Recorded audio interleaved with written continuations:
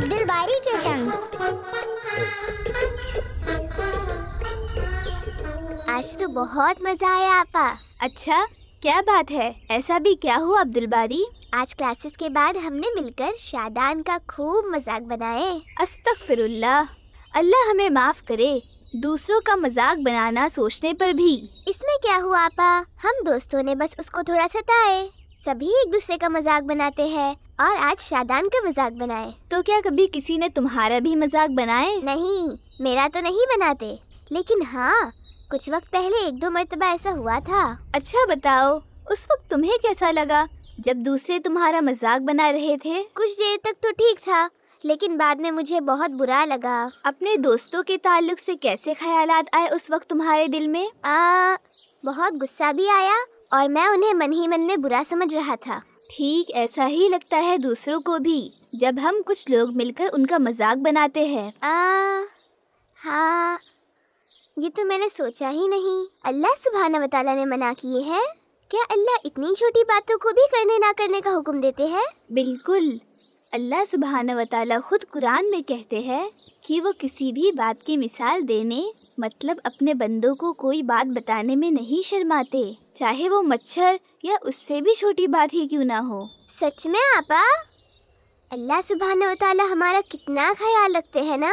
ہاں عبدالباری، اسی لیے ہمیں اپنے رب کے حکموں کو مانتے ہوئے زندگی بسر کرنا ہے۔ جی آپا، مجھے بتائے آپا، اللہ نے کسی کا مذاق اڑانے پر کیا بولے ہیں؟ السلام علیکم۔ وعلیکم السلام۔ اچھا ہوا تم لوگ بھی مل گئے۔ آپا مجھے بتا رہے ہیں کہ کسی کا مذاق اڑانے پر اللہ نے منع کیے ہیں، تم بھی سنو، کیونکہ ہم ساتھ مل کر شادان کا مذاق بنائے تھے۔ ٹھیک ہے عبدالباری۔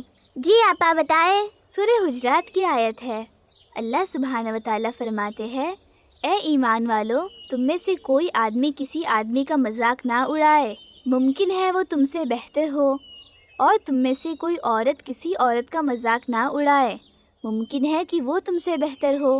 ایسا قرآن میں حکم ہے؟ اور دیکھو تو ہم انجانے میں اللہ کے حکم کے خلاف کر رہے تھے۔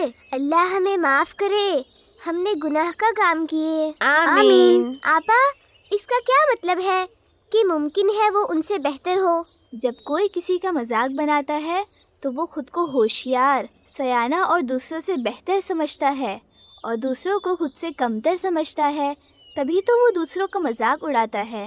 لیکن کسے پتہ جس کا مذاق بنایا جا رہا ہے وہ اللہ کے نزدیک دوسروں سے بہتر ہو، یعنی جو لوگ مذاق اڑا رہے ہیں ان سے بہتر ہو، ان سے اونچا مقام رکھتا ہو اللہ کے نزدیک۔ اوہ، ایسا ہوا تو وہ لوگ آخرت میں ہم سے آگے رہیں گے جنت کی طرف، اور ہم شاید… یہ تو بہت ہی نقصان کا سودا ہوگا ہمارے لیے۔ ہاں، ہمیں کسی کا مذاق نہیں اڑانا چاہیے۔ اس سے ہمارے اندر تکبر بھی آ جاتا ہے۔ میں تمہیں ایک دعا سکھاتی ہوں جسے ہمیشہ پڑھتے رہا کرو، اس سے ہمارے اندر جنت جانے کی چاہت اور جہنم سے بچے رہنے والے عمل کرنے کا جذبہ پیدا ہوگا۔ اچھا، تب تو ہمیں ابھی سکھائے آپا۔ چھوٹی سی دعا ہے، اللہم انی اسألک الجنت واعوذ بک من النار۔ یہ تو بہت چھوٹی دعا ہے، ہمیں جلد یاد ہو جائے گا۔ آپا ہمیں اس کے معنی بتاؤ۔ اللہم انی اسألک الجنت مطلب اے اللہ میں تجھ سے جنت مانگتا ہوں، واعوذ بک من النار اور آگ سے تیری پناہ چاہتا ہوں، مطلب جہنم کی آگ سے حفاظت چاہتا ہوں کہ اللہ ہمیں اپنی حفاظت میں لے لے۔ یہ دعا میں ابھی یاد کر لیتا ہوں۔ اسے روزانہ اکثر پڑھتے رہا کرو، اور خاص کر جب بھی کوئی برائی کے کام کی طرف بڑھ رہے ہو تب بھی۔ لیکن اس سے کیا ہوگا آپا؟ یہاں ہم جنت کو اچھے نیکی کے کام سے جوڑے اور آگ کو برائی کے کام سے، تو ہم جب اللہ سے جنت کے لیے دعا کریں گے تو ہم اچھے کام بھی کریں گے تاکہ ہم جنت پا سکے، اور آگ سے بچنے کی دعا کریں گے تو ہم برائی سے رک جائیں گے تاکہ ہم بچ سکے۔ میں تو اسے روزانہ پڑھا کروں گا۔ میں بھی۔ آپا ایک اور مرتبہ ہمیں پڑھائیے نا پلیز۔ اچھا میرے ساتھ دہراؤ، اللہم انی اللہم انی اسألک الجنت اسألک الجنت واعوذ بک من النار۔ واعوذ بک من النار۔